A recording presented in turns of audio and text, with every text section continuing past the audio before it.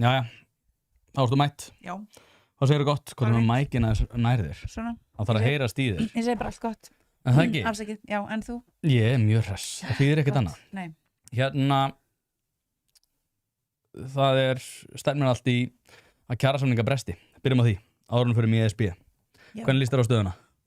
Já, mér líst bara nákvæmlega þannig á stöðuna að það allt sem að bendir til þess að kjarasamnings forsendurnar muni þá virkjast og að kjarasamningar verði uppsegjanlegir og ég horfa svona á þig. Já, ég veit það ekki. Ég er ekki búin að gera það upp mig sko, því að þetta er mér miklu skemmtilegra konsept að vera hlið við hlið. Okay. Nú erum við svona eins og félagar, en það eins og þú segir sko, það skrítið að tala í kannan. Horfðu bara á mig. Ok, ég horfi svona til hliðar stundum og svona fram.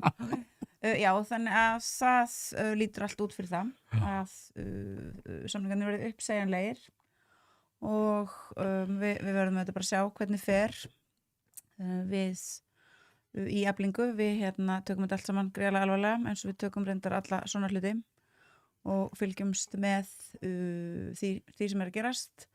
Alþýðusambandið í svona þríhliða samtali við það alþýðusambandið samtök atvinnulífsins og stjórnvöld og þar búið að stofna alls konar hópa. Það eru tekjutíundar hópar og hækkana sjálfvirkni hópar og fleiri hópar.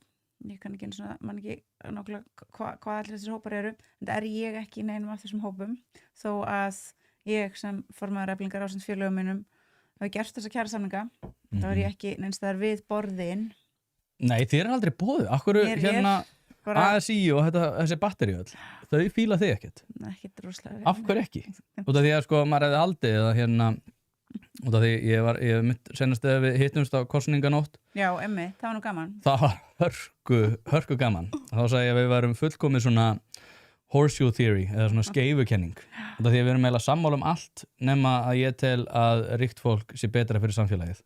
Já, við erum sammála kannski mjög margt. Við erum alveg pottið ósammála eitthvað fleira en bara þetta. Já. En já, það bara við erum sammála mjög mislegt. En út af því að þú hefur átt að vera svona vonastjarna, hvað var að segja, svona stjættafélagana. Já. Af hverju eru þið ekki að nýta þína krafta? Hvað þegar þú ferða á þessa fundi og svona? Já, ég svona... Hvernig stemmingin? Ég seg það sem ég myndi kalla svona uppbyggilega óhlýðni.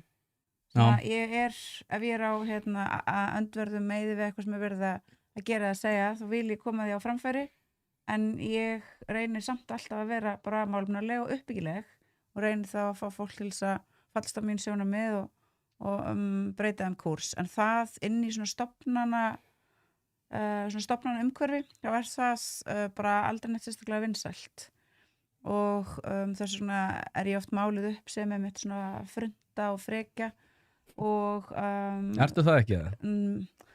Nei, ég bara voðalega ljúf finnst mér svona í öllum hversdagslegum samskiptum, en ég hef þetta sterkar skoðanir en tilbúin til að málflytja bara með röksumum hætti, en inn í svona stofnunum þá eru svona outsiderar oft séðir sem svona vandamála element og ég held að ég sé bara þar og mér finnst þetta mjög gott, sko. Ég hlusta á hann Jannis Varoufakis Grikkjan, endurminningar hans frá þeim tíma þar sem að hann ásamt öðrum voru svona að greina og takast á við afleiðingar evrukreppunar sem að hafðu náttúrulega skelfileg áhrif á Grikki og svo þann stutta tíma þar sem hann var fjármálaráðherra eftir að Syriza vann í kosningunum og hann einmitt að tala þetta að fólk sem eru svona outsiderar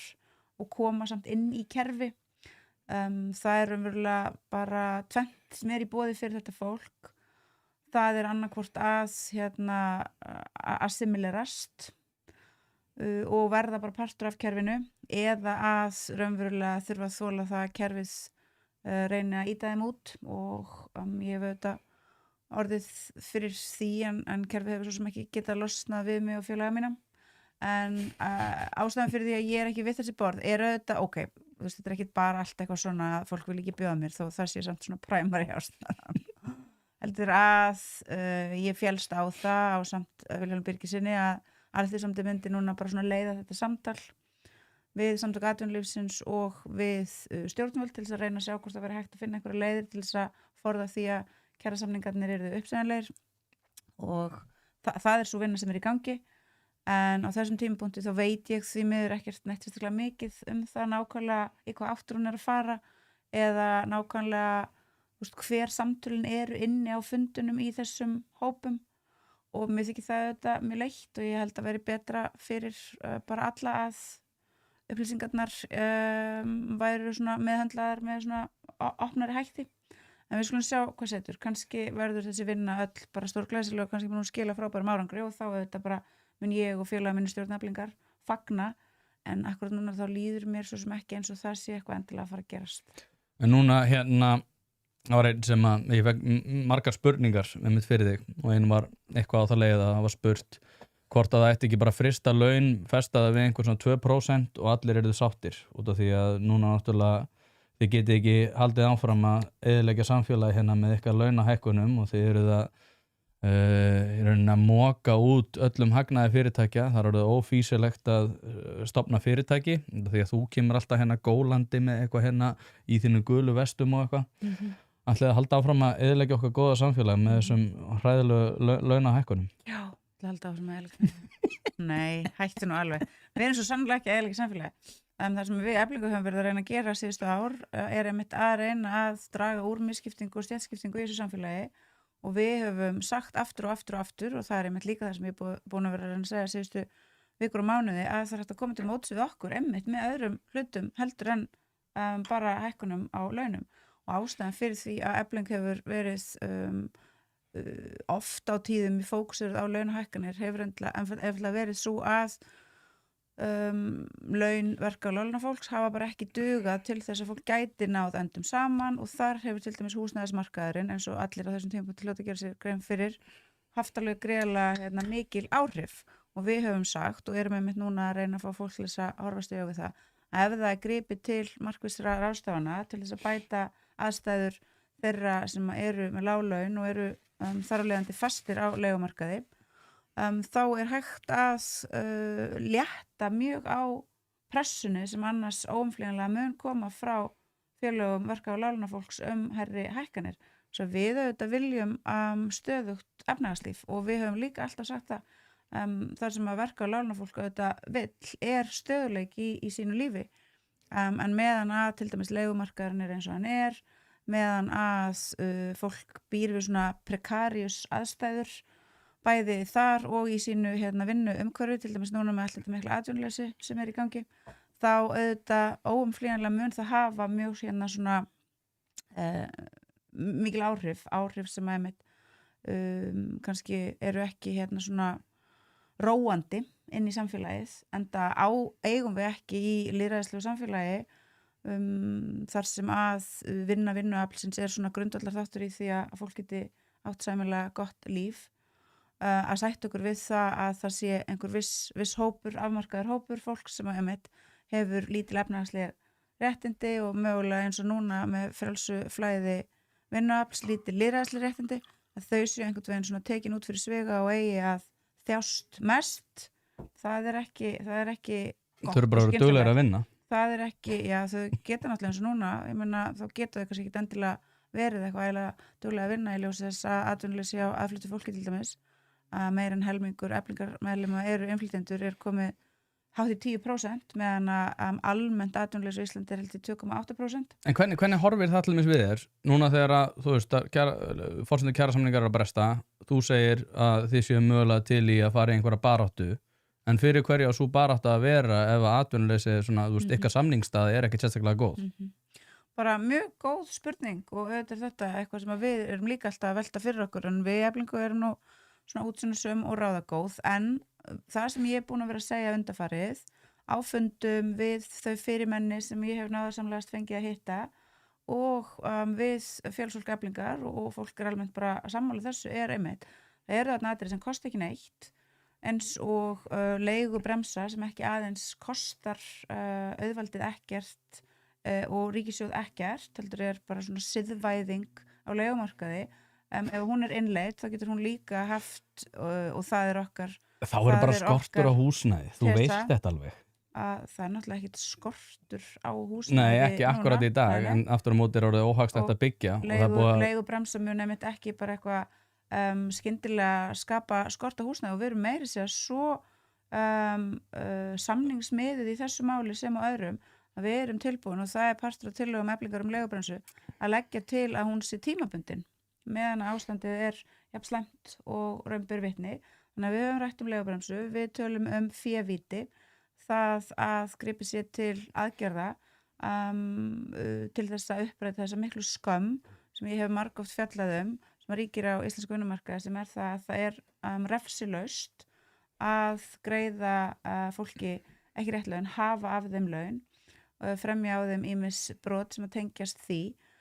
Þetta veldur miklum búsifjum fyrir þennan afmarkaða hóp verkafólks fólks, einna helst innflytjenda hjá Eflingu á skrifstofum Eflingar er rekið vinnuréttindasvið þar starfa 10 starfsmenn og fremsta verkefni þeirra er að rekna út launakröfur og yfir 2 ára tímabil 2004 til 2005 þá sendi félagið út launakröfur og komum vel yfir 500 milljónir og þú veist greiðlega mikið af kröfum og þetta eru kröfur sem eru svona meðalkrafan svona kringum 500.000 en það eru auðvitað lægri upphæðir og miklu hærri upphæðir en þetta eru náttúrulega stórar upphæðir fyrir fólk sem hefur lítið á milli handana og þetta er bara þjófnað að ræða þannig að við höfum sagt þetta, leigubremsa févíti og svo segjum við viljum fá einhvers konar uppsagnarvernd á almenna markaðnum og mér minnir að ég hef einhvern veginn sagt þetta við áður en kannski er mér bara misminna af því að þú hefur svo mikinn áhuga á svona opinbera markaðnum og þeim svona rausnarlegu réttindum sem þar eru til staðar. Þau eru náttúrulega galin. En á almenna markaðnum þá er alltaf engin uppsagnarvernd. Það er ekki einu sinni lágmarks uppsagnarvernd sem snýst það þegar farið í uppsagnir að þá skuli manneskjan sem er komið lengstan starfsaldur njóta einhvers konar verndar og við segjum þetta gengur ekki lengur og það gengur ekki að íslensku vinnumarkaður haldi í þetta svona sérkenni sitt að vera svona flexible, þetta er það sem að Alþjóðasambandið og Samtök atvinnulífsins og fleiri hafa alltaf talað sem eitt af svona góðu einkennunum af því að það er mjög lágt atvinnuleysi hérna, þá er alltaf lægi að vera með mjög flexible vinnumarkað og þess vegna þurfum við ekki uppsagnar vernd með neinu formi á almenna markaðunum. En nú er frjálsa flæðið búið að búa til allt öðruvísi aðstæður og við erum augljóslega eins og núna með bara hátt atvinnuleysi og þá gengur það ekki að manneskjan sem er kannski með lengstan starfsaldurinn búin að standa sig afskaplega vel árum saman í starfi fyrir eitthvað fyrirtæki, hún sé látin fyrst fara út af því hún er dýrasti starfsmaðurinn. Þannig að við viljum eiga í samtali þetta og allt eru þetta atriði sem að kosta ekki en eru samfélagslega mikilvæg og geta einmitt gert það að verkum að Efling er þá í annarri stöðu, þarf ekki að sækja eins hart fram með hækkanir og þetta hefur líka bara svona góð og siðbætandi áhrif á samfélagið.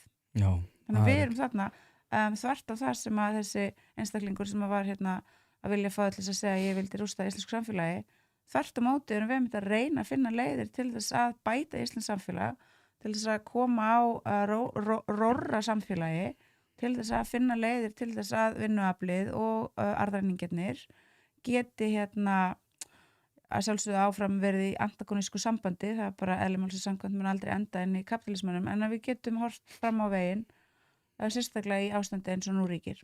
Og það er einn sem að spyr eða segir, þjóðin þarf evru kjör, ekki innleita einokun og okur, já við ESB. Og þú hefur náttúrulega sagt að inngangaðin í ESB, eða í það minnst að kíkja í pakkan, sé farsælt skref fyrir íslenskt samfélag og þú viljir sjá okkur í rauninni takast að leyfa þjóðinni að ráða því að vera í sameiginlegum gildum, sameiginlegri svona stefnu og að við sjáum í rauninni okkar kjör batna töluvert við einmitt það að taka upp evru, fá inngöngun í ESB og að við séum í rauninni að taka farsælt skref með að fara þangað inn. Af hverju finnst þið það? Hef ég sagt það? Nei, ég er nú bara að grínast. Af hverju ertu ekki hrifin að ESB? Þú veist eitthvað svona, þetta er svona öfugsnúni. Já, ég er svona að reyna svona wind you up, skilur þú? Men sjá hvað er rosalega rólega. Herðu, já, nei, ég segi já við nei. Já, ég líka. Ertu ekki hrifin að þess að við fáum að kjósa? Mér langar ekkert að kjósa mig þetta. Elfurinni? Bara ekki neitt. Af hverju ekki? Já, þú veist, en ég muni þetta mæta á kjörstað 2009. Nei, ég er orðið bara svo augljóst. Þetta er orðið svo ótrúlega mikið í hendur. Já, við nei. En mér finnst ekki að við þurfum eitthvað að ræða það hér af hverju við erum komin á þennan stað. Ég meina Viðreisn og Samfylkingin, þau vilja draga okkur út í þetta kosninga fen og bara þá það bara slaus, þá mætum við bara að kjósta og ég ætla að segja nei 29. ágúst. Af hverju? Já, ég ætla að segja nei. Af hverju viltu ekki 25% lagra matvöruverð? Það eru margar ástæður fyrir því að ég ætla að segja nei.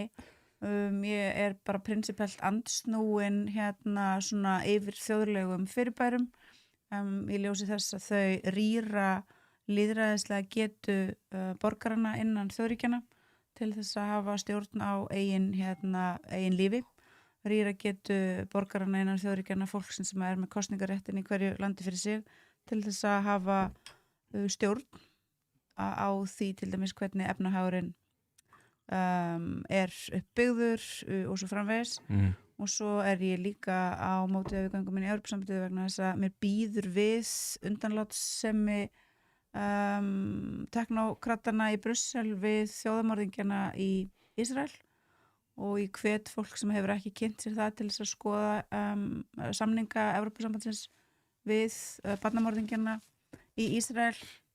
Það er bara alveg ótrúlegt þegar fólk skoðar það og ég vona bara að þessi svona bleeding heart lippar sem að hafa vilja standa með fólkinu í Palestínu en vilja samt núna ganga til þess við Ursulu von der Leyen og þetta fólk.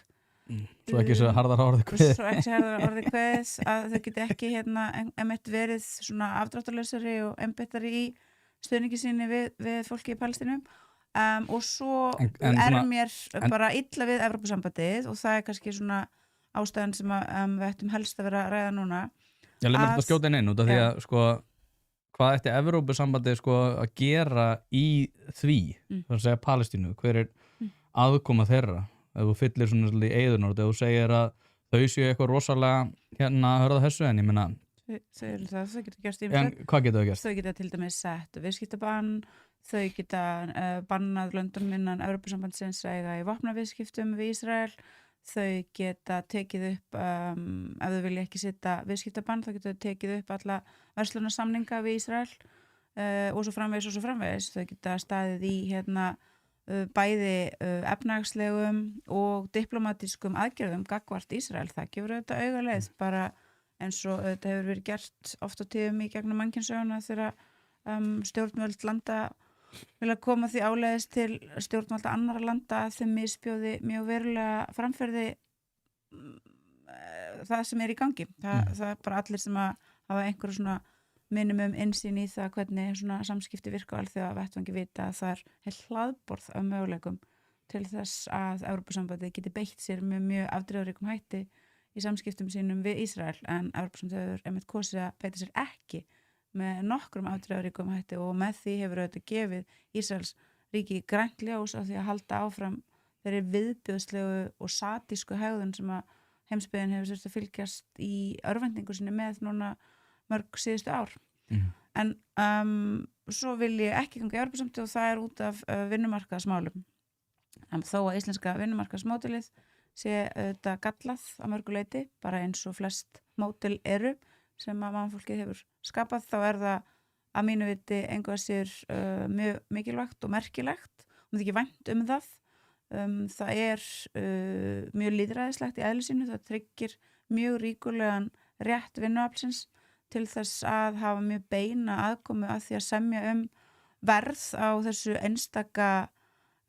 þessari einstaku vöru sem að vinnuaflið er og mér finnst það mjög merkilegt og mér finnst það svo merkilegt að ég hef miklar áhyggjur af því að ef við göngum inn í Evrópusambandið þá munum við óumflýjanlega horfa upp á mjög miklar og afdrifaríkar breytingar á þessu módeli og við sjáum líka þótt að ráðamenn á Íslandi hafi verið svona seinir til þess að fara að tala þetta þá er það núna breytt, nú tala Daði og pró-Evrópufólkið sem að stjórnar núna landinu með mjög markvissum hætti það er raunverulega eitt helsta markmiðið sem að þau sjá í því að ganga inn í Evrópusambandið sé að temja íslenskan vinnumarkað og Daði er farin að tala með ótrúlega afdráttarlausum hætti og segir bara algjörlega hátt og snjallt að það skipti okkur engu máli að fólk þurfi að flytjast á milli landa til þess að eldast við láglaunastörf, því það eru þetta þau störf sem að fólk að flytjast á milli landa til að eldast við, þetta verka á láglaunafólk.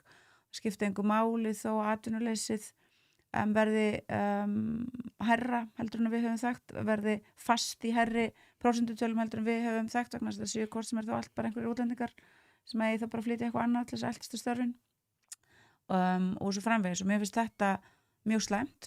Mér finnst það slæmt vegna þess að ég auðvitað formaður í langstærsta félagi verka og láglaunafólks á landinu og ég lít svo á að ég berjast fyrir réttindum alls þess fólks sem að tilheyrir Eflingu og mér finnst skelfilegt að heyra ráðamenn tala með svona köldum og verulega grimmilegum hætti þennan stóra hóp innflytjenda sem að hér eru staddir og eru að vinna.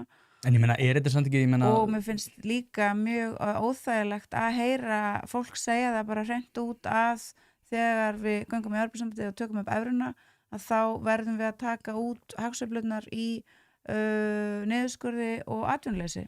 Persónulega finnst mér þetta mjög hrollvekjandi sýn. Já, en ef við tökum bara svona almennt séð, ég meina þegar ég var að ferðast mann í Tælandi og Vietnam og svona, það voru ótrúlega mikið Áströlum sem að voru að koma í það eitthvað í einhver svona hlutastörf og eitthvað annað og svo mikið af Evrópubúum og Bandaríkjamönnum að fara yfir til Ástralíu að vinna og ég meina þeir voru ekkert að bíða eftir því að einhver kæmi og væri að tala fyrir því það eitthvað, ég að berjast fyrir þeirra kjörum, þeir eru bara að vinna sína vinnu, taka hluta svart og svo bara fara þeir úr landi og ekkert væl með það. Það ekki bara viðhorf svona þessa erlenda vinnuafl sem að þú ert eitthvað að reyna að keyra upp í einhverja uppreisn hér á landi? Bara eins og ég var að segja áðan, þá er ég ekki að reyna að keyra fólk upp í uppreisn og mín pólitíska afstæða svo að þessi fókus nýfrjálshyggjunnar á frjálst flæði vinnuafls ekki góður fyrir samfélag. Mér finnst það ekki góð nýting á mannlegri tilveru að atvinnuleysi sé haldið viðvarandi hái í sumum löndum svo að vinnuafl þeirra landi þurfi óumflýjanlega að leita annað til þess að hafa í sig og á. Mér finnst það ekki góð meðferð á fólki, mér finnst það léleg nýting á mannlegri tilveru og mér finnst það slæm framkoma gagnvart samfélagunum innan þjóðríkjana. Mér finnst til dæmis skelfilegt að hugsa til þess sem að dundi á Spánverjum og Grikkjum í kjölfar evrukrísunar, í kjölfar hrunsins, þar sem að ungt fólk og oft á tíðum líka ungt menntað fólk þurfti einfaldlega vegna þess að efnahagsástandið var svo slæmt í löndunum sem þau tilheyrðu og þar sem þau höfðu mentað sig og þar sem fjölskyldunar þeirra voru foreldrar og svo framvegis að fara til annar landa til þess að vinna við láglaunastörf. Mér finnst þetta heimskuleg ráðstöfun og ég held að langflest fólk myndi vilja búa í samfélögum þar sem að þau tilheyra sínum menningarheimi, þar sem að þau hafa aðgang að menntakerfi, þar sem þau hafa aðgang að því bara ala önn fyrir öldruðum ættingum og svo framvegis, frekar en að þurfa að fara að vinna við ræstingar eða önnur verkamannastörf í löndum þar sem að tungumálið annað, þar sem þau taka ekki með sér sín lýðræðislegu réttindi og geta til dæmis ekki fyrir en eftir að hafa búið þá í landinu í mörg ár og lært tungumálið, tekið þátt í alþingiskosningum og þar sem að einmitt það raunverulega þá þeirra hlutverk að vinna sem ótrútt vinnuafl í nýja landinu og mögulega ef þau geta sent peninga heim til gamla landsins til þess að liðsina þá fólkinu sem að þar eftir. Þetta fyrir mig ekki góð ráðstöfun. Ég myndi ekki vilja að ég sjálf eða börnin mín væru í þessari stöðu. Þannig að ég líka bara með svona prinsip afstöðu gagnvart þessu kaldlyndi nýfrjálshyggju útgáfunar af kapitalismanum gagnvart mannlegri tilveru. Ég hafna henni alfarið en ég skil svo sem alveg að stór hópur verkafólks og bara annara sé ekki alltaf að velta því fyrir sér hver svona stóra ekonomiska spurningin með pólitíkinni blandaður inn í gagnvart þessum málum. Auðvitað erum við bara partur af þeim samfélagum sem við búum í og margir auðvitað bara gera þess að þeir þurfa að gera og fylgja bara svona straumnum en við sjáum líka, og það augljóst, mér finnst líka mjög áhugavert að Evrópusambandsfólki hér á Íslandi skuli ekki viðurkenna það að sífellt stærri hópur alþýðu fólks í löndum Evrópu að snúa sér að því sem að kalla öfgahægrið, og það auðvitað að mínu viti ekki síst vegna nýfrjálshyggjunnar og vegna þess hvernig hún hefur svona rifið niður einhver svona gildi innan þjóðríkjanna og rifið niður getu fólks til þess að vera með raunverulegt lýðræðiskontról, og þá oft því miður fer fólk að leita að lausnum sem að ég til rangar, en þarna aftur auðvitað verður vinstri líka axla ábyrgð og hérna öfgavinstri bara vinstri. Akkur er bara til öfgahægri? Þú mútti alveg segja öfgavinstri, þetta spilum ekki neitt. En þarna var ég samt að tala öfgavinstri? Þarna var ég að tala stofnanavinstri. Stofnanavinstri verður auðvitað hér sem á annar staðar horfst í augu það þegar brugðist algjörlega skildum sínum gagnvart verka á láglunafólki, þegar brugðist algjörlega skildum sínum gagnvart því sem ættu að vera þeirra svona náttúrulega constituency og hafa auðvitað sett allan fókusinn á menntu millistéttina og svo identity politikina, en allavegana kannski er ég eitthvað afvegalegast hérna en margar ástæður fyrir því að ég stend gegn aðild að Evrópusambandinu og ég tel þær vel flestar ef ekki allar vera málefnalegar og að ég geti rökstutt þær með ítarlegum hætti. Ég enda sagði þetta þegar að þessi vegferð byrjaði þá sagði ég hvað ætla jáharan að segja þegar að fólk verður að gera sig grein fyrir því að stéttarfélögin missa sín verkfæri til þess að takast á við stéttabaráttu. Og nú, ég man eftir 2019 þá var ég bara hvaða brjálæðingur er hérna komin á sjónarsviði. Það var hérna Ólöf og man ekki hvað hann heitir, annar maður, hvað er Guðmundur? Hvað heit hann? Sem var með Ólöfu í baráttunni gegn þér? Já, það var nú seinna, það var svona 2021-22. Ó, var það svo seint? Já, 21-22, já, það var Ólöf Helga og Agnieszka Eva, þær voru í bandalagi og svo var Guðmundur Baldursson og hann var líka með framboð. Akkurat, já, og það var hérna gegn þér og þú vannst á baráttu og þá var ég bara Guðmund góður, nú erum við komið með einhvern hérna eldspúandi komma til þess að eyðileggja vinnumarkaðinn og hérna og svo vissi ég reyndar ekki hvað að vera mikið á móti í vókinu, þannig að það er gott í öllum hérna. Sammála, flestum allavega. Já. Flestum. En ég einhvern veginn síðan heyjar þú þína baráttu og verður svona, já, svolítið eins og ég segi, vonastjárna svona stéttarfélagana, því þetta var orðið svo mikið eitthvað ég sem kona á skilið þetta og við þurfum að halda hérna kvennafrídaginn heilagan út af því að við erum í heilari baráttu og við þurfum að greina hérna innan forréttinda píramítans hvernig við viljum haga því hvar fólk er og fleira þar fram til göttunum. En þú ferð gegn þessu og það var svona áhugaverð vegferð. Sammála var áhugaverð vegferð. Já, þú sástu, Hallgrímur Helgason kom inn daginn. Nei, ég sá ekki. Nei, tísir, ertu ekki að hlusta? Mikið að gera. Hann sagði það er það sem að mér finnst mjög einkennandi í þessari baráttu og líka sást náttúrulega á þessu myndbandi sem fór svolítið á flug á samstöðuna sinni tíma að þau bara skilja ekki hvernig þú ert ekki sammála þeim með þetta. Og það hefur líka að gera með ESB-umræðina að þau skilja ekki hvernig fólk getur verið ósammála því að okkur sé betur borgið innan ESB. Mjög slæmt fyrir fólk að festast í búblu og það er slæmt af mörgum ástæðum en aðalega er það slæmt út af því að þú ert festast í búblu og þú ert alltaf að tala bara við fólk sem er þér sammála um alla hluti þá nærðu ekki að þroskast sem hérna svona hugsanirðina ná ekki að þroskast og þá einmitt í stað þess að læra bara að debattera og taka bara samtalið og hérna hafa auðvitað þína skoðanir en vera mögulega færum að heyra hvað hinn er að segja, þú veist, þá verður bara reið þegar einhver er ekki sammála sem er auðvitað afslega barnalegt viðbragð. Við munum ábygglega öll eftir því að þegar við vorum yngri, svona kannski unglingar með sterkar skoðanir og einhver mannski var ekki sammála, þá voru það svona viðbragð með svona reiður og pirrar, en það er rosalega vanþroskuð nálgun og mér finnst til dæmis eins og núna ég er ekki reið út í fólki sem vil ganga í Evrópusambandið og situr hérna hliðin á mér og við erum nú ósammála um margt. Já, og ég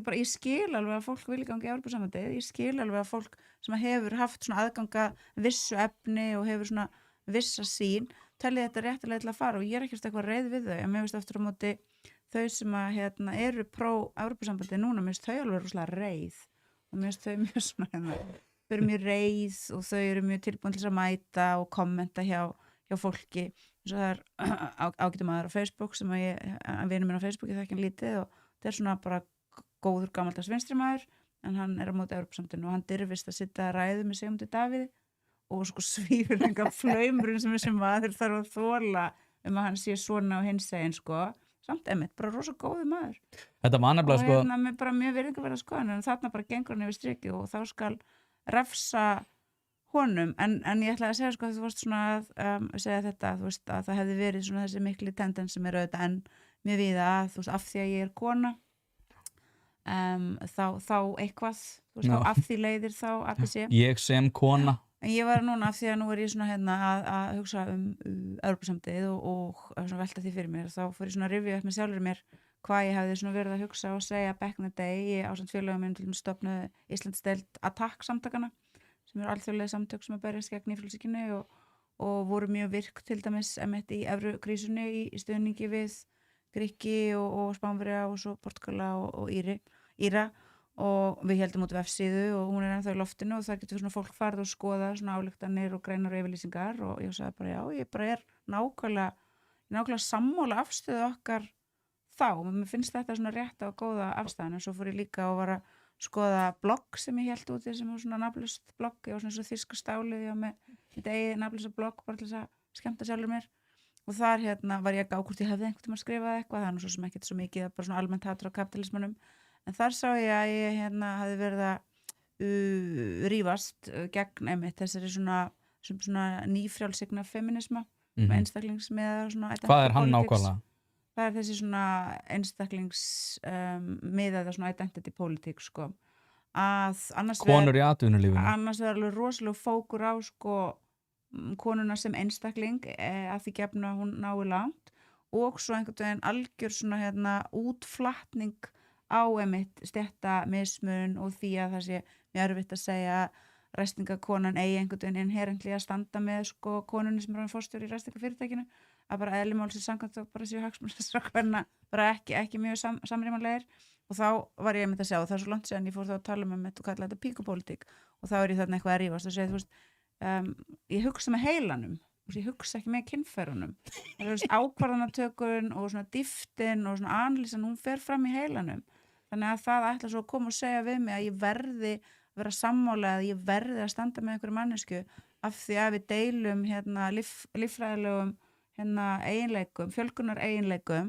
Fólk með píku það bara gerir svo lítið úr því að við erum auðvitað fyrst og fremst vitsmunaverur og ég var bara svo ánað með því að ég var skoðið ég var svo tjúlari duglega og þetta er ekkert mann 2013 eða 14 og þannig er ég bara einhver fátæk verkakona eitthvað að ströggla ógeðslega blöng og að halda heimili og svona enn ég samt að vera eitthvað að sittast á kvöldin og vera eitthvað að rífast út í tómið það var kannski einhver 4 lesið þetta eitthvað en ég er bara ánað, ég var sammála sjálfur mér og ég man nú svo smækt eitthvað ég byrjaði að tala þetta þú fórst að tala að Við náttúrulega fórum að tala þetta Eitt-pólið væri svona konur með konum sko en já, mér finnst líka fínt einmitt að svona vera með ágætt svona consistency Já, þetta er líka sko þó ég beri líka verðingu fyrir fólki sem er alltaf breytum skoðanir að því gefnu að fólk getur rökstutt með þá ítalegum hætti hvers vegna það hefur skipt skoðan Það er líka bara búið að vera svo auðvelt fyrir okkur hægri mennina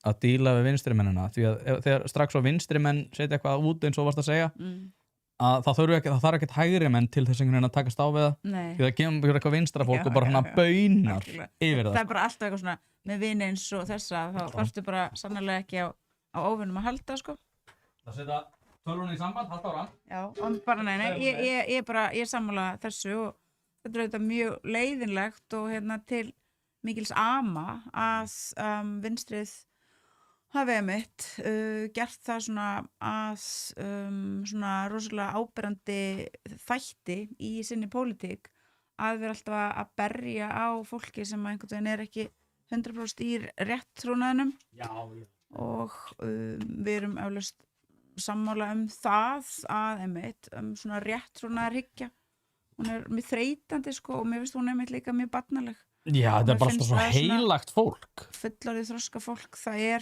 á einhverjum tímapunkti búið að segja skili við svona þessa réttrúnaðarhyggju og það er náttúrulega þessi réttrúnaður í sem sagt, svona identity-pólitíkinu og vókinu og svo líka þessi svona réttrúnaður í svona ultraleftismannum þar sem að þú átt einhvern veginn alltaf að vera bara eitthvað að hugsa þú veist, hvernig hlutinir hefðu verið tæklaðir fyrir 150 árum síðan og þú átt að vera einhvern veginn algjörlega föst í bara þeirri nálgun á stéttagreiningunni og þú átt til dæmis bara að segja þú veist, það eru bara 2 stéttir, það er bara vinnuaflið og arðræningjarnir og þú átt þá ekki að viðurkenna að þú veist, kapitalismin nú til dags er töluvert ólíkur kapitalismanum eins og hann var þegar að gáfnarljósin á þar síðustu öld voru að græna fólki sem auðvitað útskýrði hann fyrir okkur og vann það mikla afrek að geta greint kapitalisman og útskýrt hann fyrir okkur en hann hefur breyst og hvað ætlar þá til dæmis að stilla upp þessari afskaplega heimtu freku efri millistétt sem að er einmitt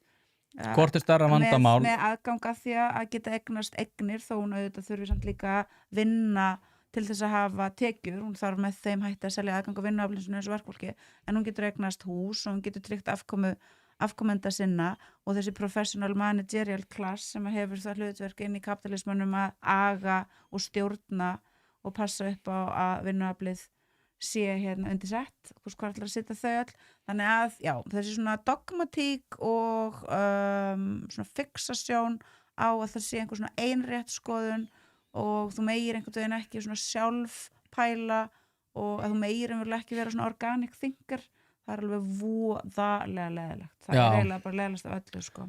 Það stríkur mér líka ránt sko. En hérna ég fer í kommentin eftir smá maður hafa fleiri spurningar hérna en sko ef þú hugsaður þetta svona vítt hvort er stærra vandamál á Íslandi að þínu mati? Er það stórkapitalismin sem eru þeir sem eru að greiða sér út milljarða í arð eða er það þessi hvað var að segja, svona þessi millistétt sem að hefur það gott sem að nýtur sinn svona í krafti fjöldans sinn slagkraft til þess að segja að ástandi sé í lagi.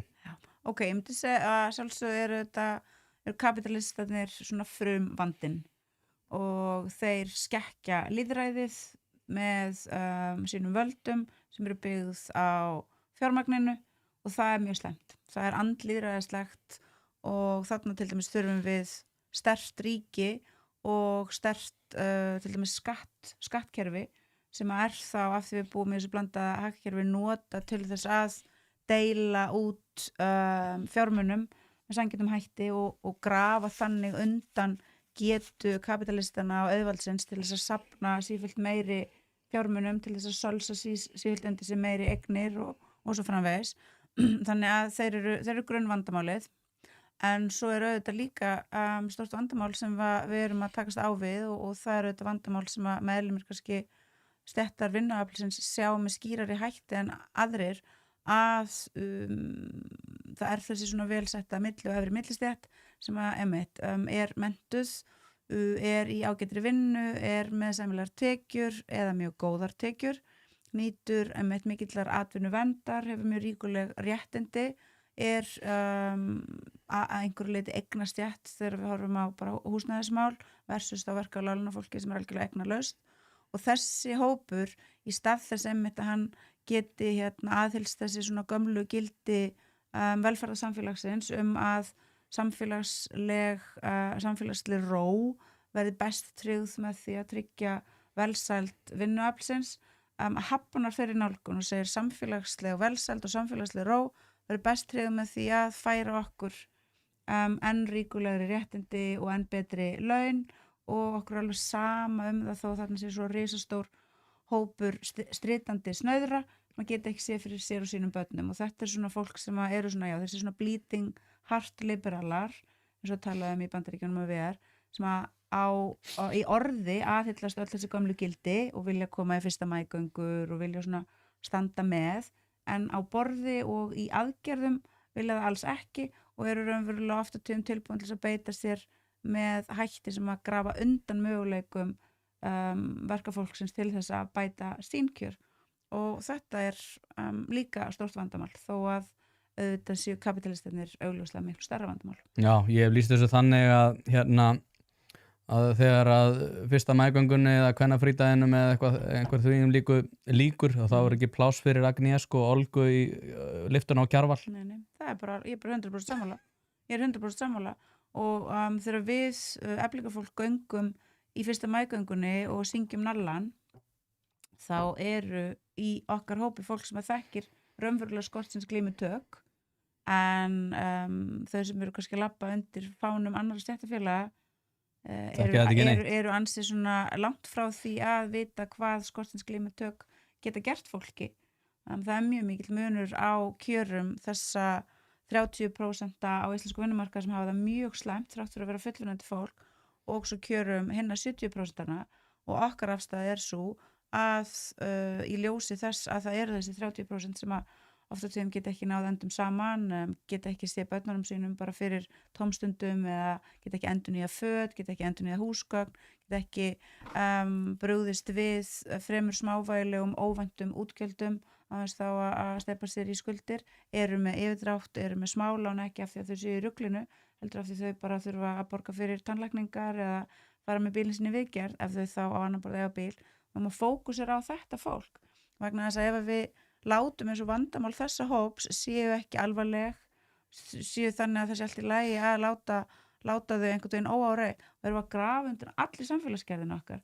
Þá erum við hér að framleiða kynslóða vandamál, við erum að framleiða fátækt sem að færist á milli kynslóða og þá erum við að í okkar litla samfélagi að búa til hóp ungs fólk sem hefur ekki aðganga menntun, sem að hefur bara aðganga láglaunastörfum, sem að hefur engan möguleika á því að komast til dæmis í eigið húsnæði og á Íslandi er það auðvitað það sem hefur lyft fólki svolítið upp og hefur geta gert allir þess að verkum að verkafólk hefur líka geta arfleitt börnin sín að einhverju. Þú veist, þú átt blokkar íbúðina þína og þú ert búin að vera að borga af henni og svo þegar þú deyrð þá getur arfleitt barnið þitt sem að getur þá selt hana. Þetta er auðvitað svo leið sem að fólk hefur haft. En nú er búið að afnema þessa möguleika alveg burt frá þessum hópi sem er þó sem betur fer minni hluta hópur á Íslandi þannig að það er ekki svo erfitt fyrir okkur að fókusera á þennan hóp.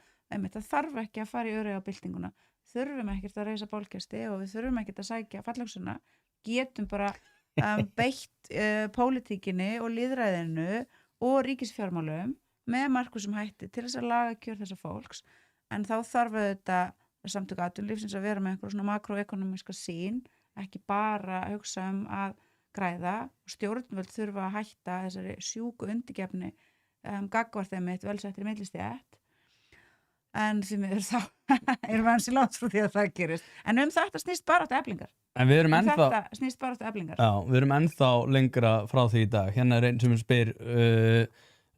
nú datt það út, hérna strax eftir hverja launahækkun verið þörf á þeirri næstu, svo þörf kemur ekki frá einhverju eðlislögmáli, heldur frá peningakerfi þar sem að peningamagnið er sífellt aukið og kaupmátturinn étinn upp. Og núna er seðlabankastjóri að hérna segja að þið geti ekki verið að fara fram á betri kjör. Stjórnvöld, Daði Már, eins og þú varst að fara yfir, hann segir það sama. Það er henni enginn byrji í ykkar seglum út af því að þið bara eigið ekki að fá neitt og ég til þetta reyndar, ég er sammála þeim það að peningamagnið umferði sér, það er litt vandamál og það er ekki bara þetta hækka laun endalaust. Sko, hvernig ætlar að bera þig að því þegar það kemur að þessari deilu, þegar að Bjarni segir bara, heyrðu, ég er með allt kerfi með mér, þið getið hérna, ykkar fólk fekk hvað sem er bara á landi, við þurfum ekkert að vera að spá í ykkur, þið hérna koma ræflarnir, getið bara tróðið upp í ykkur, við erum ekkert að vera að hlusta á ykkur út af því að þið eru ekki með neitt meðbyr hjá samfélaginu. Þannig að ert ekki bara að mæta á þetta samningsborð, þú getur mætti með þín gulu vesti og látið loka enninu veitingahúsinu eða eitthvað þannig, en hann mun ekkert takast meira það út af því að það sjá allir að peningamagni umferði vandamálið, þið eru búin að fá allt mikið að launahækkunum og þið eru það að sliga kerfið. Sko við getum náttúrulega mætt í gulum vestum á fleiri staði en á einhverja veitingastaði. Við getum náttúrulega mætt í gulum vestum til ræstingafyrirtækjanna og leikskólana til hana og svo já, fyrst náttúrulega losna samningar eða losna á almenna markaðnum og svo líður einhver tími og þá losna þær á opinbera markaðnum. Hvað ætlaði að byrja? Er þið komið schedule? Ég ætla ekki að fara að segja frá því hér, en við erum með þetta alltaf jafnt og þétt erum við ávallt að undirbúa okkur fyrir það sem að gæti gerst, en við viljum, og ég hef bara sagt það, við viljum auðvitað að það séu fundnar leiðir til þess að koma til móts við okkur án þess að við þurfum að segja upp samningunum. Mín afstaða í því máli hefur verið ljós núna mánuðum saman. Ertu bjartsýn? Gagnvart því? Að þeir haldist... Nei, við vitum alveg að þeir haldi ekki. Er það að meina að það komi aðgerðir? Þannig að málið þetta þannig, það þess að forsendu, það eru forsendur í kjarasamningunum, svo forsendu nefnd. Forsendunefndin kemur svo saman og metur hefa forsendur staðist eða ekki. Nú teljum við langt flest að það verði þannig að forsendunefndin koma og segja nei, forsendur hafa ekki staðist. Þá svo tímabil þar sem að hægt að taka ákvörðun það að vegna þess að einhverjar aðgerðir komi, þá verði samningarnir ekki opnaðir. Nákvæmlega, og það var að segja að spyrja. Það er ekki óumflýjanlegt að þeir verði opnaðir og núna eins og ég var að segja hérna upphæfi samtalsins þetta þríhliða samtal í gangi, samtaka atvinnulífsins, alþjóðasambandsins og stjórnvalda, þar sem að ég hef heyrt að verið sé að reyna að leita leiða til þess að þér ekkert boðið það samtal? Já, ég fæ upplýsingar svona hérna innan viðbanda alþjóðasambandsins. Þess vegna ég að spyrja, ertu bjartsýn? Nei, ekkert sérstaklega. Ég ekkert sérstaklega bjartsýn, en ég ætla samt að segja, ég alveg til að vera samt vongóð. Vonin það síðasta sem drefst. Það svona kosturinn við hérna, það hvernig eða gallinn, við það hvernig Guð útbjóð okkur, að það mjög erfitt að drepa mannlega von og þannig ég alltaf til í að vera vongóð, en ég ætla að segja, já, ég ger mér fulla grein fyrir því að í þeim aðstæðum sem að nú eru þar sem að verðbólgan helst há, vaxtastigið svona hátt og atvinnuleysi til staðar og bara hjá verkafólkinu, auðvitað þetta erfið stað til þess að vera í, en það sem að við í Eflingu höfum getað gert og höfum einbeitt verið í að gera frá því að við náðum absolutely tökum á félaginu okkar 2022 eftir að ég bauð mig aftur fram og náði aftur kjöri sem formaður eftir að hafa sagt af mér og eftir að við framkvæmdum skipulagsbreytinguna og náðum ró í félaginu og höfum við verið að byggja upp markvisst, jafnt og þétt mjög mikla félagslega virkni. Við erum ekki eins og önnur stéttarfélög sem eru ekki með þessa ríku félagslegu virkni. Ég í stöðugum samskiptum við félagsfólk, við erum með risastóran hópa mjög öflugum trúnaðarmönnum sem við höfum verið að fjölga jafnt og þétt. Við höldum trúnaðarmannanámskeið alla mánuði ársins nema yfir sumartíman og við erum núna að keyra 4 trúnaðarmannanámskeið í mánuði. Þar sem að við erum með 2 námskeið fyrir fólki á almenna markanum og 2 námskeið fyrir fólki á opinbera markanum. Ég viðsett þessi námskeið, ég heyri hvað fólki að segja, ég flytt þeim fregnir úr starfi félagsins, ég upplýsi þau allt sem í gangi á vettvagni miðstjórnar, þannig að við erum í konstant dialóg, þannig að það mikið traust til staðar. Þannig að ef að til þess kemur að við sjáum okkur ekki annað fært heldur en að segja upp samningunum, þá ég sem formaður og stjórn félagsins með stóran hóp af góðum félögum í okkar baklandi sem að munu þá manna samninganefndina og tala að því ég til einni rödd og þrátt fyrir það að við séum í erfiðri stöðu varðandi margt, þá erum við mjög sterkri stöðu varðandi margt annað. Við höfum ekki verið hérna fljótandi, sofandi að fegðar ósi og að láta einhvern veginn félagslega virkni bara drabbast niður, heldur höfum við markvisst að byggja hana upp í þeim tilgangi að jafnvel þó að efnahagslífið sé svona eða hinsegið, þá stöndum við samt sterk sem félag og við erum sterkustu baráttu samtök verka- og láglaunafólks á þessu landi og við erum það vegna þess að við höfum lagt við nótt sem 19 dag síðustu ár, þannig að ég óttast ekki það sem koma skal. Ég vil að samningarnir haldi, ég vil að íslensk valdastétt hlusti á hvað við erum að segja og færa okkur það sem við þurfum. En ef að við þurfum, þá erum við með mjög sterkan vinnudeilusjóð og gríðarlega sterkan hóp frábærs fólks sem hefur fengið markvissa þjálfun í því að takast á við vandamálin sem þau þurfa að takast á við og eru mjög góði þegar að standa saman. Þannig að heyrðu það, Bjarni, þau eru tilbúin í slaginn. Hérna, heyrðu, það voru reyndar, ég fekk þessa spurningu langa oftast inn á Instagram og það er einn að minna með á hérna.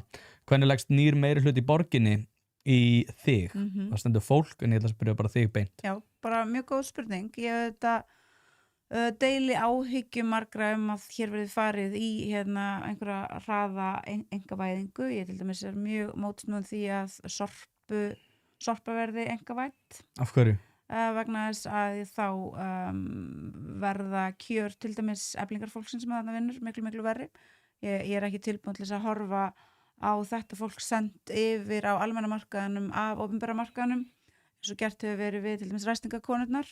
Ég bara sé það okkur með einasta degi hvernig útvistunin á ræstingastörfunum frá hennu opinbera gróf undan tilveru skilyrðum ræstingakvennana og ég er ekki tilbúin til þess að sjá það gerast hjá fleiri hópum verkafólks sem starfar í þessum ómissandi grundvallarstörfum en ég ætla að segja það að nú sjáum við enn á ný munin á sko hægrinu og vinstrinu þegar hægri kemst til valda þá er bara strax komin aðgerðaráætlanir bara strax ætlum að gera þetta, ætlum að gera hitt og bara keyrum á það þegar vinstri kemst til valda og þetta er auðvitað eina af ástæðunum fyrir því að það var ekki áhugi á því að halda áfram með sama meirihluta hvað er að fara að gerast, hvenær mun það gerast hvernig á það að gerast, getur einhver svarað því nei, það verður yfirleitt bara mjög fátt svör og lítið sem að gerist þannig að þarna á nú vinstrið aldeilis að fara að hysja upp sig og horfa á það hvernig hægri menn operera þegar að hægri menn fá meirihluta og fá völd þá framkvæma þeir aðgerðir þegar að vinstri fær meirihluta og fær völd þá yfirleitt verður það þeirra svona helsta keppkefli að viðhalda einhverju status quo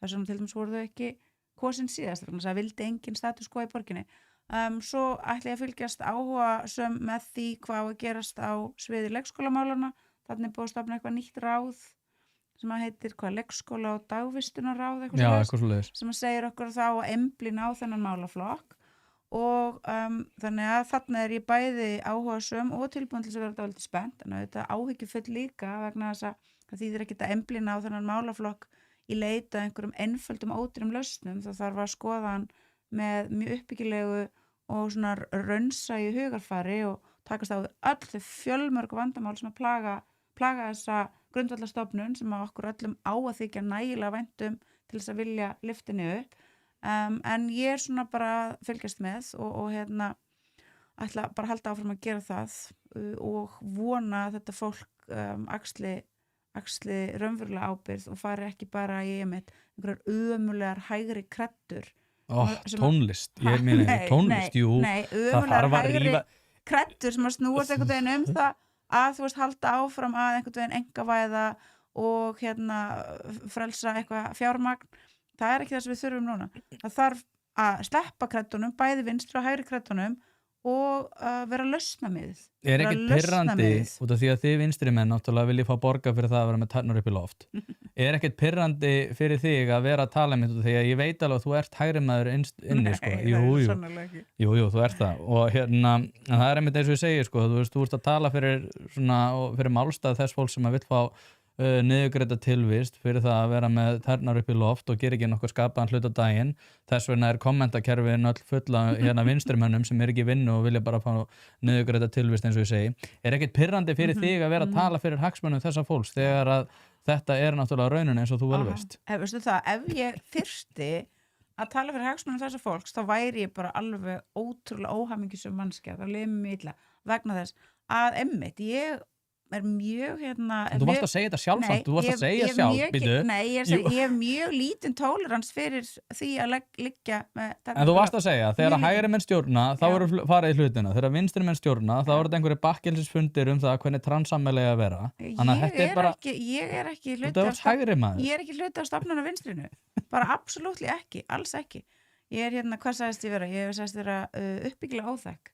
ég er ekki hluti af stofnun á vinstrinu og sem betur fer þá vinn ég ekki við það að tala einhvern veginn fyrir hönd þeirra sem að vilja liggja með tærnar upp í loft það fólk sem ég er að tala fyrir og vinna með og tilheyri þeirra hóp er einmitt fólkið sem að vinna baki brotnu sem að þarf að hafa greiðlega mikið fyrir hlutunum sem er ofta tíðum í fleiri en einni vinnu eða reynir einhvern veginn að harka alltaf þá aukavinnu sem þau geta og er algjörlega ómissandi fólkið í þessu samfélagi fólkið einmitt sem að mætir raunverulega til vinnu í leikskólanum, mætir raunverulega til vinnu á hjúkrunarheimilunum, mætir svo til vinnu á almenna markanum þar sem að verðmætaframleiðslan fer fram og þetta fólk er aldrei að biðja einmitt ölmusu eða að biðja það einhvern veginn að fá eitthvað fyrir ekkert. Það sem að þetta fólk vill er einfaldlega að samfélagið viðurkenni að þau eru lykil fólk í allir okkar þjóðfélagsgerð og að af því leiðir að þau eiga að fá betri kjör, betri tilveru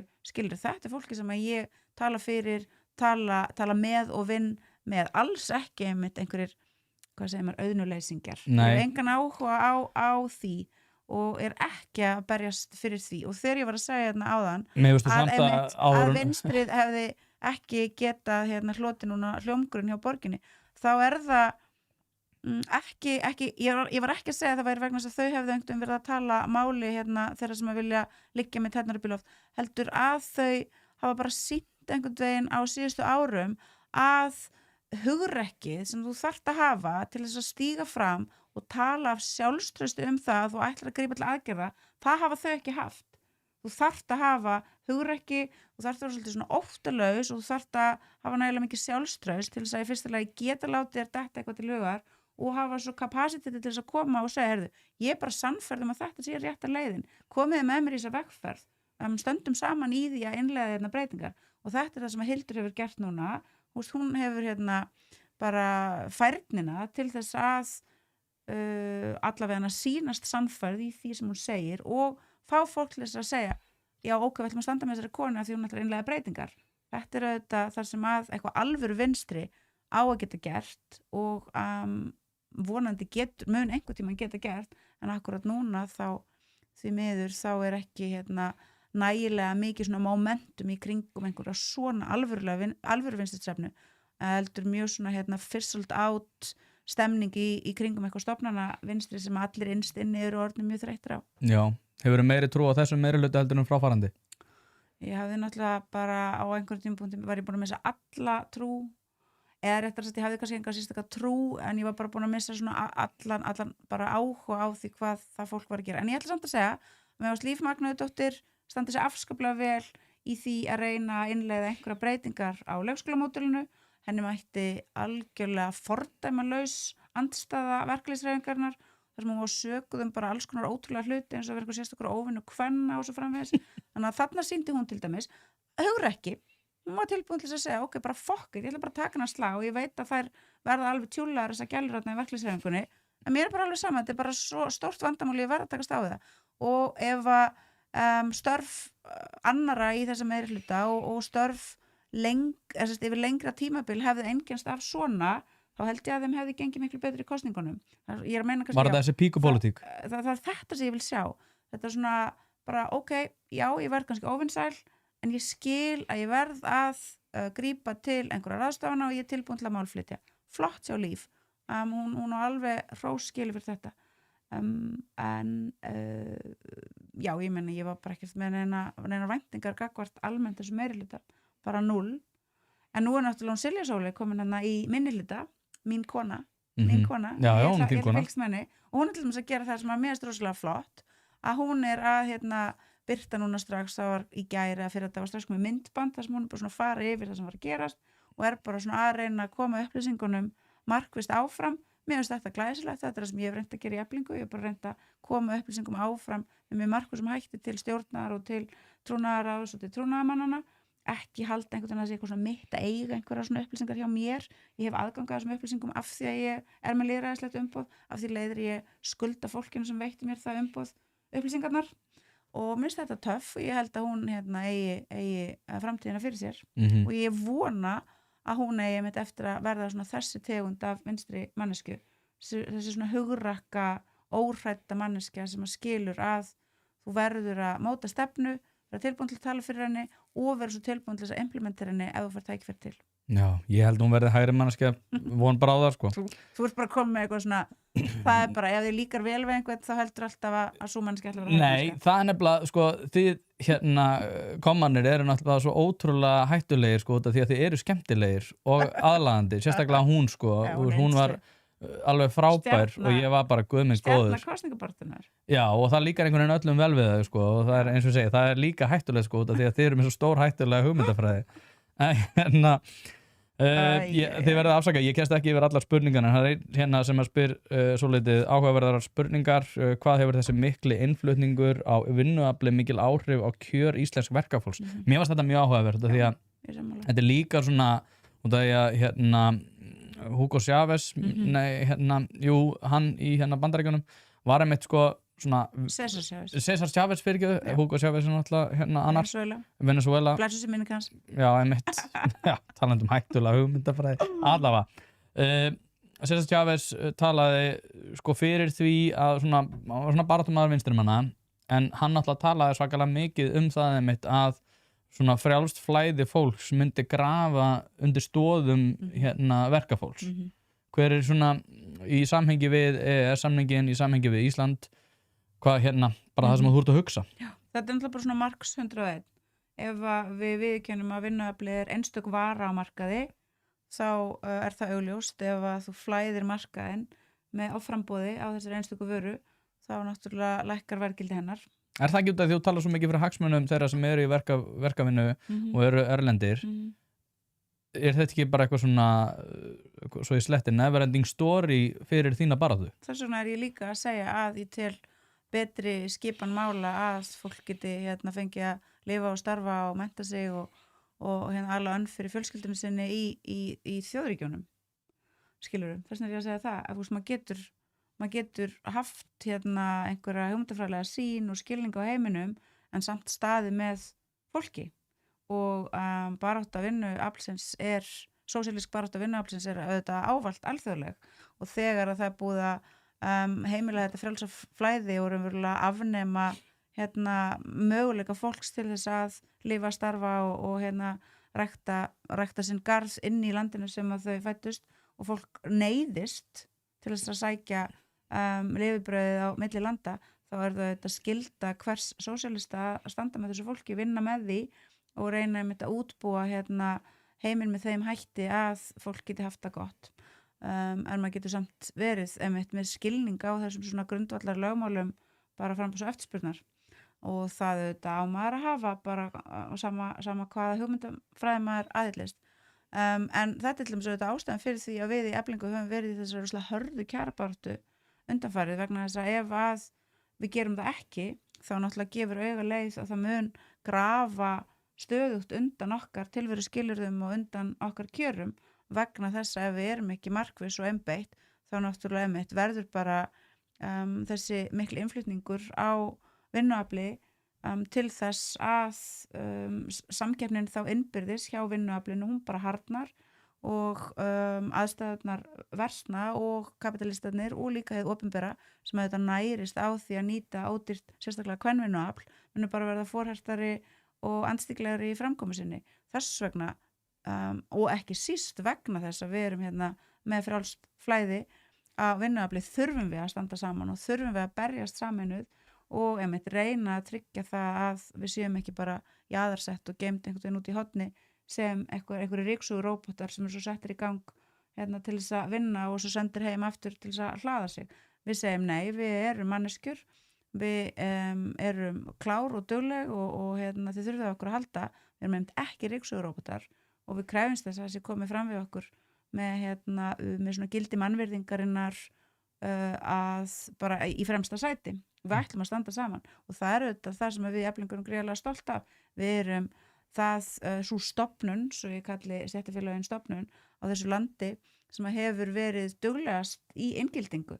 Við höfum opnað félagið fyrir lýðræðislegri þátttöku allra, við textatúlkum, það eru allir velkomnir og ef að fólk er í einhverjum vandamálum með tungumál þá bara finnum við sameiginlega út úr því af því ef við ætlum ekki að standa saman þá munum við ekki ná neinum árangri og það sama gildir það hvort við erum konur eða kallar, unga eða gömul, við bara komum öll saman, við stöndum saman og við leysum vandamálin sem því fylgja í sameiningu vegna þess að ef við gerum þetta ekki þá erum við bara fyrirfram búin að tapa og við erum ekki að gera þetta af því að við erum svo dulli og krúttleg og vók og eitthvað svona gúsi gú, heldur erum við að gera þetta af því að við erum rational og kalkuleruð og getum hugsað eins og fullorðið fólk hlutina. Ef við gerum þetta ekki þá erum við fyrirfram búin að tapa. Þá er það bara loka spurning, hún er bara já eða nei. Þú ert ekki að taka afstöðu til þess en þú ættir að veðja pening til að koma til verkfallsaðgerða í haust. Mögulega, en þú ættir að veðja pening, skilur já eða nei. Bara, ég myndi ekki veðja á þetta núna. Ef einhver myndi segja viltu veðja þá myndi ég segja nei, ég er ekki tilbúin til að veðja núna. Vegna þess að ég er ekki svona gambler í eðli mínu. Ég er alveg tilbúin til þess að kasta teningnum þegar það kemur en þá vil ég líka vera búin að undirbúa mig.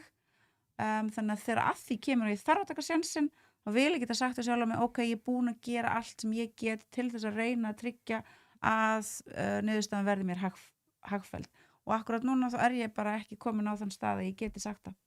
Ég bara er ekki búin að eða réttar að ég búin að reyna að gera allt sem ég get gert með mínum félögum og mínu félagi en nú eru bara önnur öflað verki og hvaða niðurstöðu þau skila á bara eftir að koma í ljós og það ekki fyrr en ég sé það að ég mun vera tilbúin til að kasta teningnum og sjá hvað hann lendir.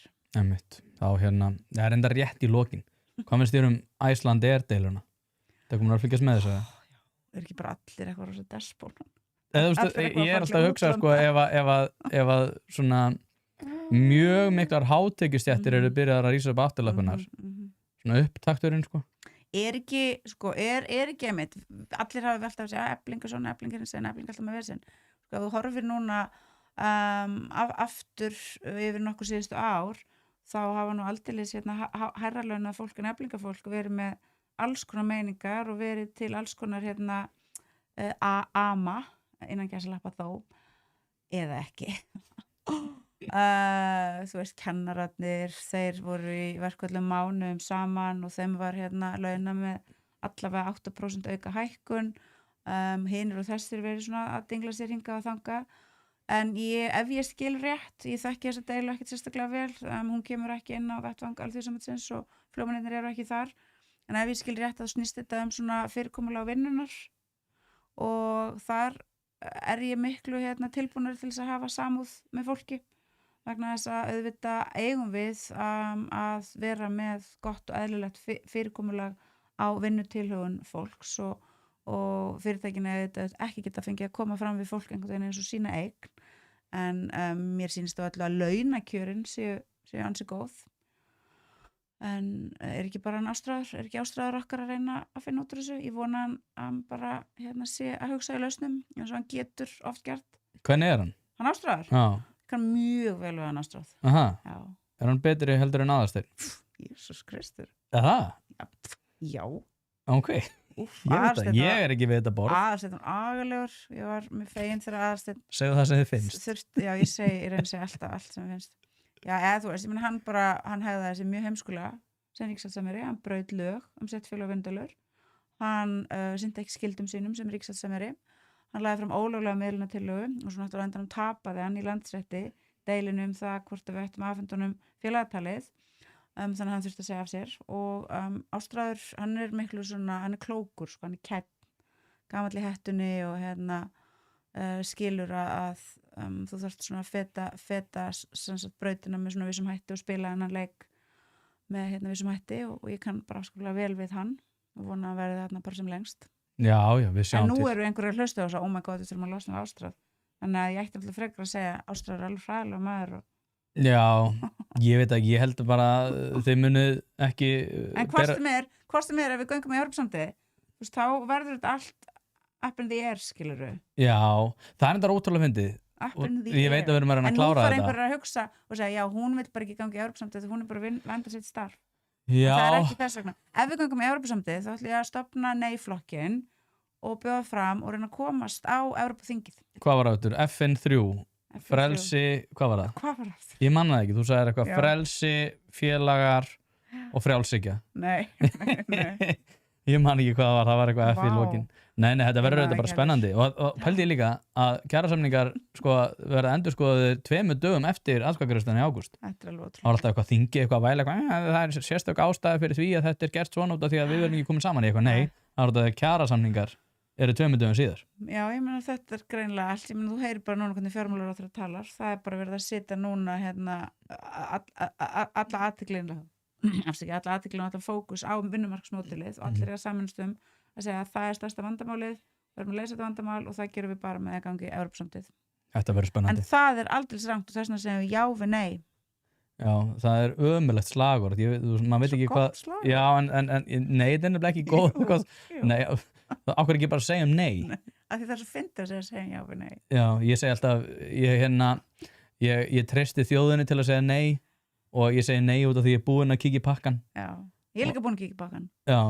Það er eiginlega allir búinn að kíkja í pakkan og allir sem kíkja í pakkan segja nei, sko. Ég hvet fólk til þess að lesa Jannis Varoufakis og það er bara að hlusta bara á það á einhverjum svona hvað heitir svona, streymisveitur. Já, bara hlaðarsveitum. Já, og svo er þýskumaður sem heitir Wolfgang Streeck, skrifa S-T-R-E-E-C-K mjög klár kall, hvet fólk til þess að kynna sér hann líka og afstöðu hans gagnvart þeim með þessu svona yfirþjóðlega valdi og einmitt reyna bara sjálft að fara að kíkja í pakkan. Já. Við þurfum bara sjálf að fara að kíkja í pakkan og hérna sum okkar hafa verið að skoða hérna pakka mjög lengi árum saman og sjáum þess vegna að hann er hérna mjög svona andstyglegur og illaliktandi og við viljum bara alls ekki fá hann og þetta er svona pakki sem þú segir bara eitthvað nei takk, ég er bara búin að fá nógu pökkum og ég bara vil alls ekki fá þennan pakka. En það eru margir sem hafa ekki gert það og af því að við erum þroskað fullorðið fólk í lýðræði samfélagi með borgaralegar skyldur til þess að kynna okkur málin áður en við göngum til atkvæða, þá verðum við að kynna okkur þetta, þannig að fólk á að gera það sjálft. Gerið þetta sjálf. Takk kærlega fyrir að hlusta og Sólveig, takk aðeinslega fyrir að koma Takk fyrir. og þangað til næst. Já.